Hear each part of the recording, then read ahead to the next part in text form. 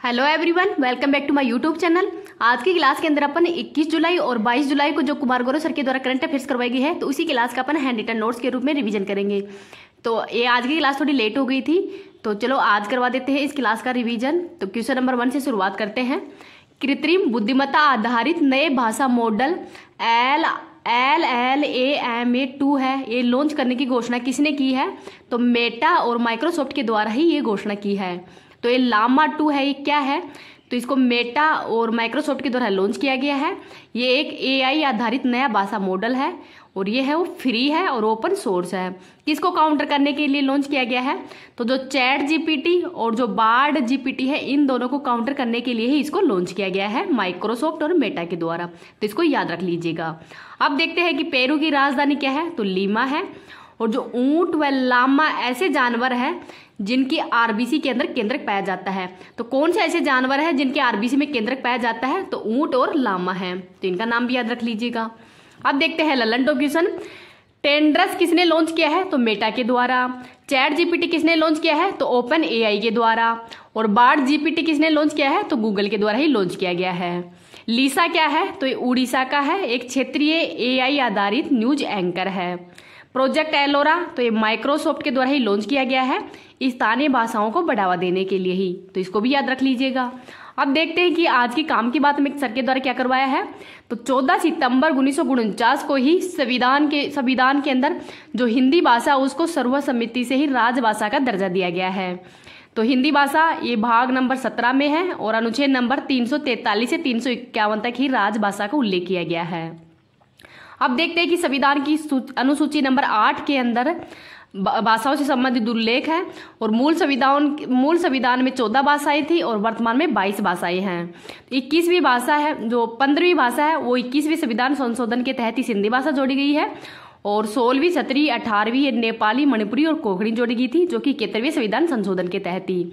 92वें संविधान संशोधन के तहत बोडो, डोंगरी, संथाली और मैथिली भाषा को जोड़ा गया था। तो इसको भी याद रख लीजिएगा। इस क्लास की PDF है वो मैं टेलीग्राम पे डाल दूंगी। टेलीग्राम का लिंक इस वीडियो के ही कमेंट सेक्शन के अंदर मिल जाएगा, तो वहां से आप इसकी PDF प्राप्त कर सकते हैं। अगर आपको ये वीडियो पसंद आ रहा है तो प्लीज आप इसको ज्यादा से ज्यादा लाइक एंड शेयर कर देना। अभी तक चैनल को सब्सक्राइब नहीं किया तो चैनल को सब्सक्राइब भी कर लेना। अब आगे देखते हैं क्वेश्चन नंबर 2। समुद्री साझेदारी अभ्यास MPX का आयोजन है वो कहाँ पे किया गया है? तो इंडोनेशिया के अंदर इसका आयोजन किया जा रहा है और ये अभ्यास है वो भारत और इंडोनेशिया के द्वारा ही किया जाता है। ये भारतीय नौसेना के द्वारा, मतलब किसके द्वारा भाग लिया गया है इस अभ्यास में? तो INS सह्याद्री और INS कोलकाता के द्वारा ही इसमें भाग लिया गया है। तो इसको भी याद रख लीजिएगा। अब देखते हैं कि गरुड़ शक्ति और समुद्र शक्ति अभ्यास है, इसका आयोजन भी भारत और इंडोनेशिया के मध्य किया जाता है। G20 की 2022 में बैठक इंडोनेशिया में ही की गई है और 2023 में बैठक वो भारत में की जा रही है। वियतनाम को भारत ने INS कृपाण है वो उपहार में दिया है। तो इसको भी याद रख लीजिएगा, ये भी वेरी इंपॉर्टेंट है। आगे देखते हैं अंकोर वाट का मंदिर कहाँ पे है? तो कंबोडिया के अंदर है। ललन टॉप क्वेश्चन देख लेते हैं। एकता अभ्यास और एकुरेन अभ्यास का आयोजन भारत और मालदीव के मध्य किया जाता है। नोमडिक एलिफेंट, इसका आयोजन भारत और मंगोलिया के मध्य किया जाता है। धर्म गोर्जन, वीर गोर्जन और सिनु मैत्री अभ्यास का आयोजन भारत और जापान के मध्य किया जाता है। अब देखते हैं कि जो एयर डिफेंडर अभ्यास है ये नाटो के द्वारा ही किया गया है। तो नाटो का सबसे बड़ा अभ्यास है और इसका आयोजन है वो जर्मनी में किया गया है। और नाटो का 31वां देश कौन सा बना है? तो फिनलैंड बना है। अब देखते हैं काम की बात। इंडोनेशिया जावा, सुमात्रा और बोर्नियो द्वीप पर ही स्थित है। वर्तमान में इंडोनेशिया की राजधानी जकार्ता है और नई राजधानी है वो नुसंतारा है, जो कि बोर्नियो द्वीप पर ही है। ज्वालामुखी माउंट मेरापी, माउंट सिनाबुक और माउंट क्राकातोआ ज्वालामुखी है। आसियान का मुख्यालय इंडोनेशिया के अंदर ही है और इंडोनेशिया के वर्तमान में राष्ट्रपति हैं जोको विडोडो। तो जोको विडोडो है ये वर्तमान में इंडोनेशिया के राष्ट्रपति हैं। अब देख लेते हैं क्वेश्चन नंबर 3। फीफा महिला फुटबॉल विश्व कप 2023 का मेजबान देश कौन सा है? तो ये ऑस्ट्रेलिया और न्यूजीलैंड है, इसका मेजबान देश है। कौन से क्रम का है? तो 9वें क्रम का है। कब स्टार्ट हुआ है? तो 20 जुलाई को। फाइनल मैच है वो सिडनी ऑस्ट्रेलिया में किया जाएगा और टोटल 32 टीम है वो भाग ले रही है। और पहली बार जो ये फीफा महिला फुटबॉल कप है इसका आयोजन 1991 में किया गया था चाइना में और इसका विजेता है वो USA बना है। और पिछली बार जो 8वें नंबर का है उसका विजेता भी USA ही बना था। तो इसको भी याद रख लीजिएगा। अब देखते हैं ललन टॉप क्वेश्चन। फीफा पुरुष विश्व कप के अंदर ही गोल्डन बॉल का अवार्ड किसने जीता है? तो लियोनेल मेसी के द्वारा जीता गया है, जो कि अर्जेंटीना की जो फुटबॉल टीम है उसके कप्तान हैं। ये फीफा पुरुष विश्व कप है, ये कौन से क्रम का है? तो 22वें क्रम का है। इसका आयोजन कतर दोहा में किया गया है और इसका शुभंकर है लाइव। विजेता अर्जेंटीना बना है, उप विजेता फ्रांस बना है और मैक्सिमम विजेता है वो ब्राजील था। गोल्डन बूट का अवार्ड है वो एम्बावे को दिया गया है, जो कि फ्रांस के खिलाड़ी हैं। अब देखते हैं कि संतोष ट्रॉफी और डूरंट ट्रॉफी है कप है, इसका संबंध फुटबॉल से ही है और संतोष ट्रॉफी के विजेता कौन है? तो कर्नाटक बना है। आगे है फीफा अंडर 17 महिला फुटबॉल वर्ल्ड कप है, इसका होस्ट कंट्री भारत है, शुभंकर इया है और विजेता स्पेन बना है और उप विजेता है वो कोलंबिया बना है। तो इसका नाम भी याद रख लीजिएगा। आगे देखते हैं हीरो इंटरकॉन्टिनेंटल कप का विजेता कौन है? तो भारत है। काम की बात देखते हैं। फर्स्ट फीफा वर्ल्ड कप 1930 के अंदर ही आयोजन 1930 में हुआ था, आयोजन उरुग्वे में हुआ है और इसका विजेता भी उरुग्वे ही बना था। 1930 से 1970 तक ट्रॉफी जूल्स रिमेट है ट्रॉफी है, जिसका नाम उस फ्रांसीसी व्यक्ति के नाम पर ही रखा गया है जिसने कि इस टूर्नामेंट का प्रस्ताव रखा है। 2026 के अंदर ही फीफा वर्ल्ड कप है, इसका आयोजन कनाडा, यूएसए और मैक्सिको के अंदर किया जाएगा, तो इसको भी याद रख लीजिएगा। अब देखते हैं क्वेश्चन नंबर 4। 565 किलोमीटर प्रति घंटा की गति से ही सबसे तेज बैडमिंटन हिट का गिनीज वर्ल्ड रिकॉर्ड किसने बनाया है? तो ये सात्विक साईराज के द्वारा ही बनाया गया है। ललन टॉप क्वेश्चन देखते हैं। स्विस ओपन 2023, कनाडा ओपन तथा इंडोनेशिया ओपन के विजेता कौन है? तो सात्विक व चिराग हैं। मलेशिया मास्टर्स 2023 का विजेता एस प्रणय है। ओरियल्स ओपन 2023 का विजेता कौन है? तो प्रियांशु राजावत है। ये इंपॉर्टेंट क्वेश्चन है, इनको याद रख लीजिएगा। अब देखते हैं काम की बात। बैडमिंटन से संबंधित देखते हैं, तो बैडमिंटन से संबंधित है थॉमस कप और उबेर कप। तो थॉमस कप 2022 का विजेता भारत है। योनेक्स सनराइज बैडमिंटन चैंपियनशिप 2023 का विजेता तो पुरुष में है कुल्लाउत और महिला के अंदर है येन सेंग यांग। तो जो येन सेंग यांग है वो महिला के अंदर विजेता है, तो इसका नाम भी याद रख लीजिएगा। अब देखते हैं क्वेश्चन नंबर 5। दुनिया के सबसे बड़े कार्यालय भवन का निर्माण है वो भारत में कहाँ पे किया गया है? तो गुजरात के जो सूरत डायमंड बोर्स है, जो कि हीरा व्यापार का केंद्र है, यहाँ पर इस भवन का शिलान्यास किया गया है और ये 15 मंजिला है और किस कंपनी के द्वारा बनाया गया है? तो मार्फो जेनेसिस कंपनी है, उसके द्वारा ही इसका निर्माण करवाया गया है। 80 वर्षों तक जो पेंटागन कार्यालय है वो सबसे ऊंचा था। अब वर्तमान में गुजरात के जो सूरत डायमंड बोर्स है वो सबसे ऊंचा भवन बन गया है। अब ललन टॉप क्वेश्चन देखते हैं। भारत में सबसे बड़ा हाईकोर्ट भवन झारखंड में है। सबसे लंबा रेलवे प्लेटफॉर्म ये सिद्धरूद्रा स्वामी स्टेशन है, कर्नाटक के अंदर ही। नदी पर निर्मित सबसे ऊंचा रेलवे ब्रिज चेनाब नदी पर है। हीरे का चमकना किस घटना के कारण होता है? तो पूर्ण आंतरिक परावर्तन के कारण ही होता है, तो इसको भी याद रख लीजिएगा। अब देखते हैं कि कार्बन के अपरूप कौन कौन से होते हैं। तो हीरा, ग्रेफाइट और फुलरिन होते हैं। ग्रेफाइट है ये विद्युत का सुचालक होता है और हीरा है वो विद्युत का कुचालक होता है।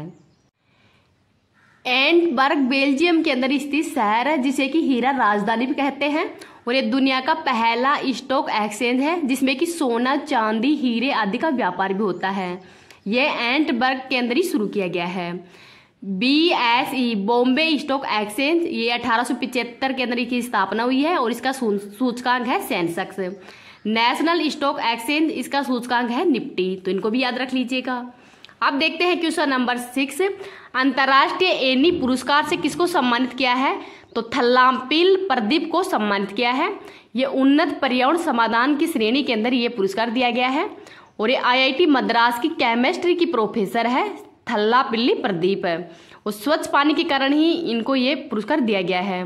14वें नंबर का पुरस्कार किसको दिया गया था? तो CNR राव को दिया गया है जो कि नैनो मिशन के जनक है। तो ये जो अंतर्राष्ट्रीय एनी पुरस्कार है ये रोम की कंपनी है एनी, तो यहाँ पर ही दिया जाता है। इसकी शुरुआत 2007 में की गई है और वर्तमान में ये 15वें नंबर का है, तो इसको भी याद रख लीजिएगा। अब देखते हैं ललन टॉप क्वेश्चन। अंतर्राष्ट्रीय बुकर पुरस्कार से तो जॉर्जी गोस्पिडनो को ही सम्मानित किया है। ग्रेमी अवार्ड तो रिकी केज। IIT मद्रास का पहला विदेशी कैंपस तंजानिया के जंजीबार में खोला गया है। भारत का नवीनतम महारत्न कंपनी कौन सी है? 12वीं, तो REC है। अब रोम के बारे में देखते हैं। इटली की राजधानी रोम ही है और रोम है वो टाइबर नदी के किनारे है। खाद्य व कृषि संगठन का मुख्यालय भी रोम के अंदर ही है और इटली के अंदर ज्वालामुखी है विसुवियस और एटना, तो इसको भी याद रख लीजिएगा।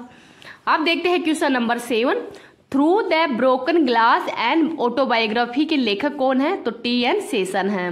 तो टी.एन. शेषन है, ये भारत के पूर्व चुनाव आयुक्त है। 1990 से 95 के मध्य यही भारत के चुनाव आयुक्त थे। तो इसका प्रकाशन है और रूपा प्रकाशन के द्वारा ही किया गया है। और इनके द्वारा जो लोकतंत्र में ही गौरवशाली कार्यकाल भी रहा है इनका कार्यकाल, तो निष्पक्ष चुनाव इनके द्वारा करवाया गया था टी.एन. शेषन के द्वारा ही। इनकी एक पुस्तक का नाम ही है आई ईट पॉलिटिशियन इन माई ब्रेकफास्ट, तो ये इनकी अन्य पुस्तक का नाम भी है, इसको भी याद रख लीजिएगा। अब देखते हैं Lalan top question, victory city उपन्यास के लेखक कौन है? तो सलमान रुश्दी हैं। अंबेडकर ये लाइफ, ये शशि थरूर की है। द गोल्डन ईयर्स ये रस्किन बॉन्ड की है। और आर्ट्स ऑफ बायोपिक ये मुथैया मुरलीधरन की है। अब काम की बात देख लेते हैं। चुनाव आयोग की स्थापना 25 जनवरी 1950 को की गई है। और पहले चुनाव आयुक्त हैं सुकुमार सेन, पहली महिला चुनाव आयुक्त है रमा देवी, और वर्तमान में चुनाव आयुक्त हैं राजीव कुमार, तो इनका नाम भी याद रख लीजिएगा, वेरी इंपॉर्टेंट है। आगे देखते हैं कि सुप्रीम कोर्ट के निर्णय के अनुसार ही अन्य चुनाव आयुक्त और मुख्य चुनाव आयुक्त की नियुक्तियों के अंदर ही प्रधानमंत्री, लोकसभा के अंदर विपक्ष का नेता और जो सुप्रीम कोर्ट के मुख्य न्यायाधीश है उस समिति की सिफारिश पर ही चुनाव आयुक्त और अन्य चुनाव आयुक्त की नियुक्ति की जाएगी, तो इसको भी याद रख लीजिएगा। अब देखते हैं क्वेश्चन नंबर 8, पहला वैश्विक खाद्य नियामक सम्मेलन 2023 का उद्घाटन कहाँ पे किया गया है? तो नई दिल्ली के अंदर ही किया गया है। उद्घाटन किसने किया है? तो कृषि मंत्री नरेंद्र सिंह तोमर और स्वास्थ्य मंत्री मनसुख मंडाविया जी के द्वारा ही किया गया है। होस्ट किसके द्वारा होस्ट किया गया है? तो फसाई के द्वारा ही, FSSAI के द्वारा ही। और इस बार थीम क्या है? तो वसुधैव कुटुंबकम। COP15 है, इसका आयोजन मॉन्ट्रियल कनाडा में किया गया है और ये जैव विविधता से संबंधित है। और इसकी अध्यक्षता किसने की है COP15 की? तो चाइना के द्वारा इसकी अध्यक्षता की गई है। अब देख लेते हैं ललन टॉप क्वेश्चन, G20 2023 की बैठक भारत में की जा रही है, 18वें नंबर का है और इसके शेरपा है अमिताभ कांत। 2024 के अंदर G20 की बैठक को ब्राजील में की जाएगी। SCO 2023 की बैठक भारत में की जा रही है और SCO का 9वां देश है वो ईरान बना है। G7 और क्वाड देशों की 2023 में बैठक है वो जापान में की गई है। ब्रिक्स 2023 की बैठक है वो साउथ अफ्रीका में की जा रही है, तो इसको भी याद रख लीजिएगा। अब देखते हैं कि भारतीय खाद्य सुरक्षा और मानक प्राधिकरण फसाई है, इसकी स्थापना खाद्य सुरक्षा एंड मानव एक्ट 2006 के तहत ही की गई है और ये स्वास्थ्य और परिवार कल्याण मंत्रालय के तहत एक वैधानिक निकाय भी है, तो फसाई है एक वैधानिक निकाय है। अब देखते हैं question number 9, satellite network portal site कहाँ पे स्थापित की गई है? तो गुजरात के ही महसाणा के अंदर इसको स्थापित किया गया है। और सेकंड कहाँ पे स्थापित किया जाएगा? तो तमिलनाडु के अंदर ही। यह देश की पहली नेटवर्क पोर्टल साइट है जो कि गुजरात के महसाणा में स्थापित की गई है। कौन सी कंपनी के द्वारा? तो जो वन वेब कंपनी है ब्रिटेन की, उसके द्वारा इसको स्थापित किया गया है। तो यहाँ पर जो हाई स्पीड इंटरनेट कनेक्टिविटी के लिए ही इसको स्थापित किया गया है। अब देखते हैं कि भारत का पूर्णतः सौर ऊर्जा संचालित गांव कौन सा है? तो मोढेरा गांव है जो कि गुजरात के अंदर ही है।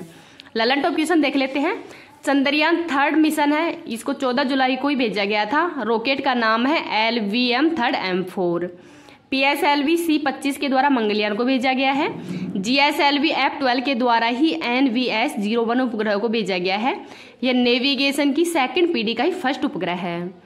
SSLV D2 इसके द्वारा ही आजादी सेट और EOS-07 उपग्रह को ही भेजा गया था, तो इसको भी याद रख लीजिएगा। अब देखते हैं कि काम की बात में इसरो के बारे में देख लेते हैं। इसरो की स्थापना 15 अगस्त 1969 को की गई है।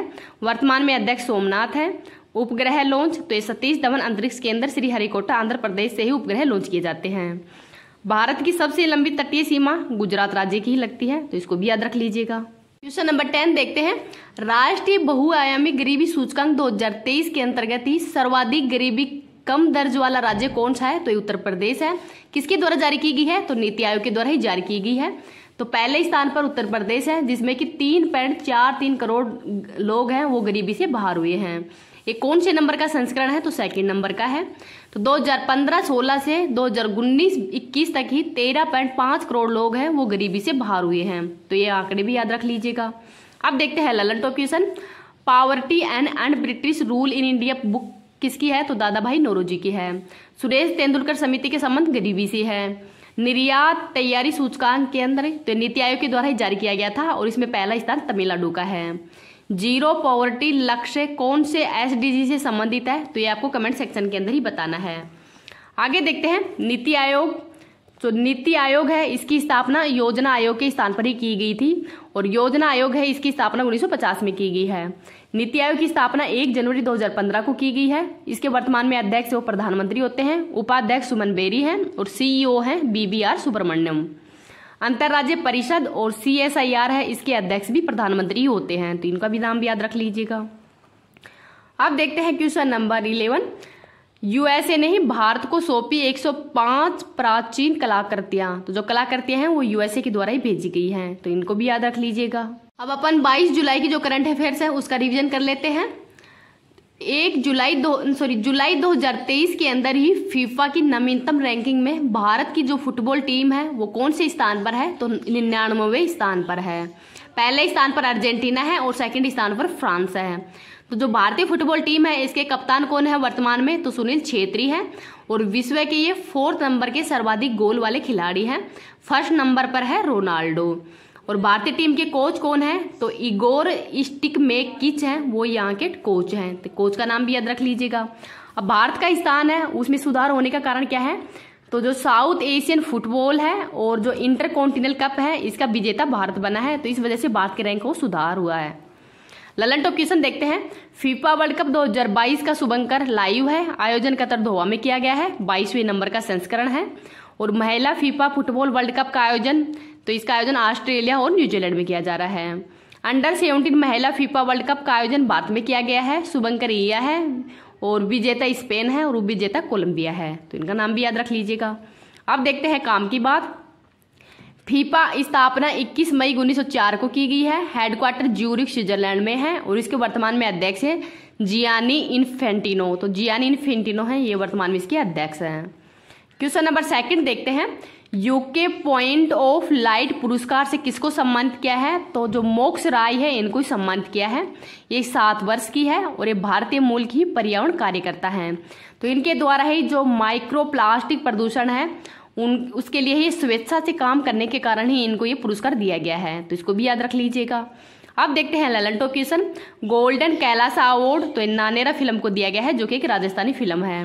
71वां मिस यूनिवर्स तो आर बोनी ग्रेबियल को दिया गया है जो कि USA की है।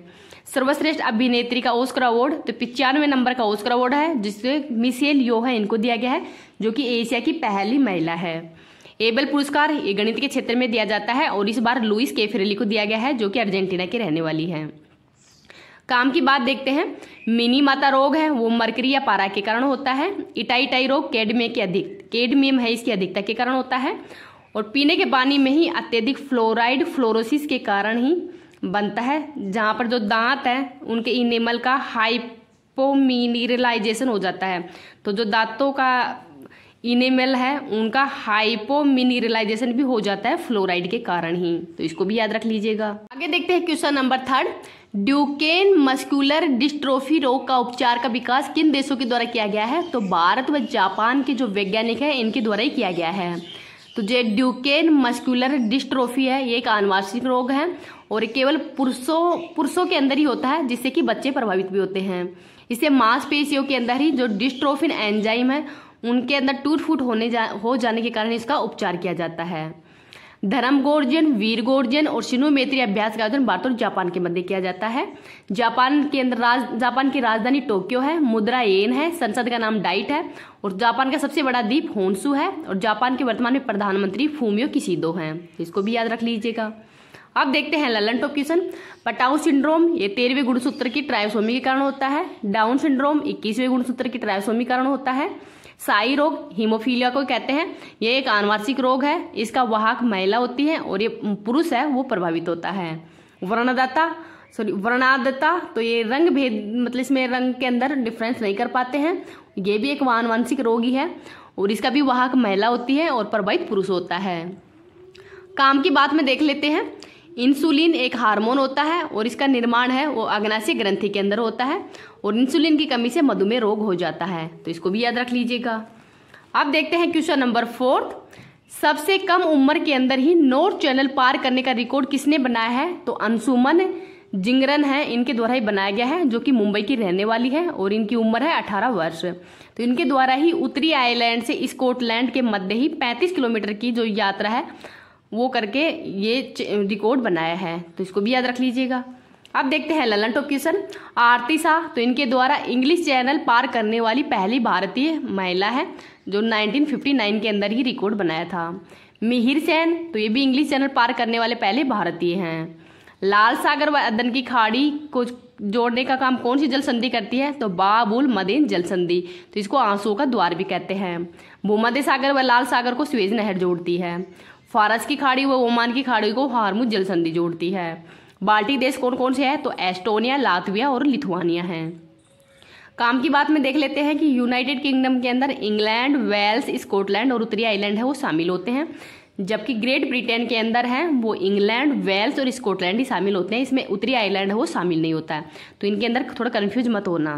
क्वेश्चन नंबर 5 देखते हैं। बाजार पूंजीकरण के अनुसार ही देश की सेकंड सबसे मूल्यवान कंपनी कौन सी है? तो HDFC बैंक है। पहले स्थान पर रिलायंस इंस्टीट्यूट है और पहले स्थान पर रिलायंस है और सेकंड स्थान पर HDFC बैंक है और थर्ड स्थान पर है TCS।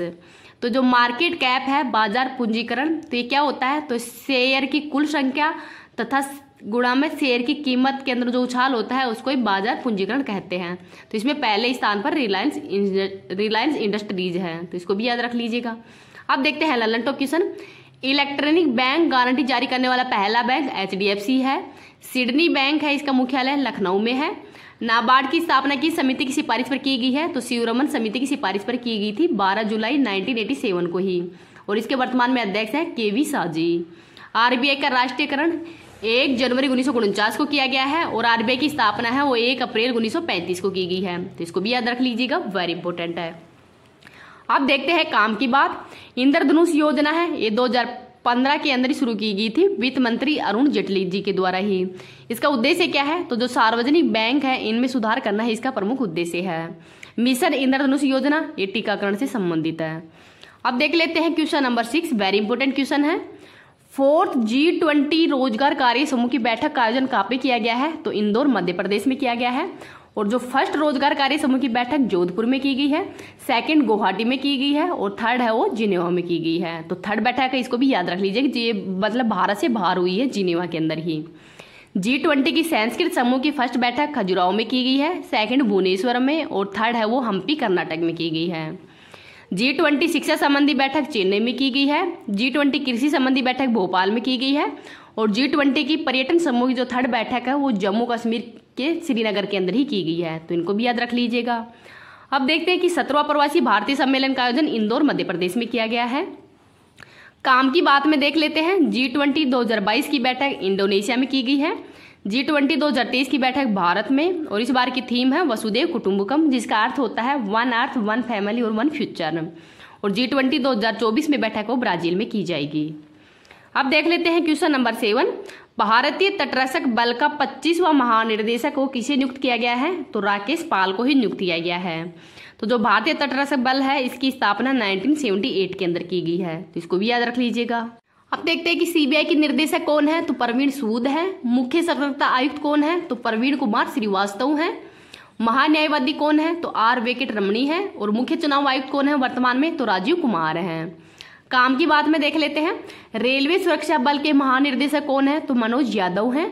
जीवन बीमा निगम है, इसके प्रबंधक निर्देशक कौन है? तो सतपाल भानु है, तो इनका नाम भी याद रख लीजिएगा। अब देखते हैं क्वेश्चन नंबर 8। सुपर GM शतरंज टूर्नामेंट 2023 का विजेता कौन है? तो R प्रज्ञानंदा है। आयोजन कहाँ पे किया गया है? तो हंगरी के बुडापेस्ट में इसका आयोजन किया गया है। और हंगरी के अंदर जो घास के मैदान है उनको क्या कहते हैं? तो पुस्ताज कहते हैं। ललन टॉप क्वेश्चन देखते हैं। 82वां ग्रैंड मास्टर V बुपल्ला है। माइंड मास्टर बुक ये विश्वनाथ आनंद की है, जो कि भारत के फर्स्ट ग्रैंड मास्टर हैं। इंडोनेशिया ओपन, स्विज ओपन ये सात्विक चिराग के द्वारा ही जीता गया था। और रिलायंस ओपन ये प्रियांशु राजावत के द्वारा। मलेशिया मास्टर्स H प्रणय के द्वारा। और कनाडा ओपन है वो लक्ष्य सेन के द्वारा जीता गया था। तो ये इंपॉर्टेंट क्वेश्चन है, इनको याद रख लीजिएगा। काम की बात में देख लेते हैं। भारत की पहली महिला ग्रैंड मास्टर कौन है? तो S विजय लक्ष्मी पंडित है। International masters woman grand master FIDE की किताब हासिल करने वाली पहली महिला खिलाड़ी भी विजयलक्ष्मी पंडित ही है। 6 बार राष्ट्रीय खिताब जीता तथा olympiad, Asian zone championship, Commonwealth championship और 2 व्यक्तिगत रजत पदक भी जीता है इनके द्वारा ही। 2001 के अंदर इनको अर्जुन पुरस्कार से भी सम्मानित किया है। तो ये विजयलक्ष्मी जी के बारे में है, इनको थोड़ा याद रख लीजिएगा। अब देखते हैं क्वेश्चन नंबर 9। दिलीप ट्रॉफी 2023 की विजेता टीम कौन सी है? तो दक्षिणी क्षेत्र है और उप विजेता है वो पश्चिमी क्षेत्र है। तो जो दिलीप ट्रॉफी है ये क्रिकेट से संबंधित है और फाइनल मैच है वो चिन्नास्वामी स्टेडियम बेंगलुरु के अंदर ही किया गया है। और जो दिलीप ट्रॉफी है इसकी शुरुआत 1961-62 में की गई है, तो इसको भी याद रख लीजिएगा। अब देखते हैं ललन टॉप क्वेश्चन। अंडर 19 महिला T20 वर्ल्ड कप का आयोजन साउथ अफ्रीका में किया गया है और इसका विजेता है वो भारत है। महिला प्रीमियर लीग की विजेता मुंबई है। IPL के अंदर ऑरेंज कैप है वो शुभमन गिल को दिया गया है और पर्पल कैप वो मोहम्मद शमी को दिया गया है। आगे है विश्व टेस्ट चैंपियनशिप सेकंड विजेता कौन है? तो ऑस्ट्रेलिया है और पहली बार विजेता न्यूजीलैंड था। और उप विजेता कौन बना है? तो दोनों बार उप विजेता वो भारत बना है, तो इसको भी याद रख लीजिएगा। काम की बात में देखते हैं क्रिकेट ट्रॉफी। जो क्रिकेट की ट्रॉफी कौन कौन सी होती है? तो ईरानी है, GD बिड़ला है, दिलीप ट्रॉफी है, देवधर है, CK नायडू है और सारा कप तथा रणजी, ये सब क्रिकेट से संबंधित ट्रॉफी है। क्वेश्चन नंबर 10 देखते हैं। HAL हिंदुस्तान एरोनॉटिकल लिमिटेड से ही हल्के और मध्यम उपयोगिता वाले हेलीकॉप्टर की खरीद के लिए समझौता किसने किया है? तो अर्जेंटीना के द्वारा ही किया गया है। ललन टॉप क्वेश्चन देखते हैं। प्रचंड ये एक हल्का लड़ाकू हेलीकॉप्टर है। INS कृपाण है, यह हाल ही में भारत के द्वारा वियतनाम को उपहार में दिया है। तुमकुर कर्नाटक के अंदर तो एशिया की सबसे बड़ी हेलीकॉप्टर निर्माण फैक्ट्री स्थापित की गई है HAL के द्वारा ही। और वंदे भारत हेतु समझौता है वो अल्स्टॉम कंपनी है फ्रांस की, तो उसके साथ में किया गया है। काम की बात देख लेते हैं। अर्जेंटीना की राजधानी ब्यूनस आयर्स है। घास के मैदान अर्जेंटीना में पंपास कहलाते हैं। राष्ट्रपति भवन पिंक हाउस है और लियोनेल मेसी हैं, ये अर्जेंटीना टीम की जो फुटबॉल टीम है उसके कप्तान हैं। माउंट एकांग गुहा ये एंडीज पर्वतमाला जो कि दक्षिण अमेरिका के अंदर ही है उसकी सबसे ऊंची चोटी है। और पेटागोनिया मरुस्थल ये भी अर्जेंटीना के अंदर ही है, तो इसको भी याद रख लीजिएगा, वेरी इंपॉर्टेंट है। अब आज की क्लास है वो यही समाप्त होती है। आपको ये क्लास कैसी लगी है प्लीज़ कमेंट सेक्शन के अंदर बताना है। Thank you.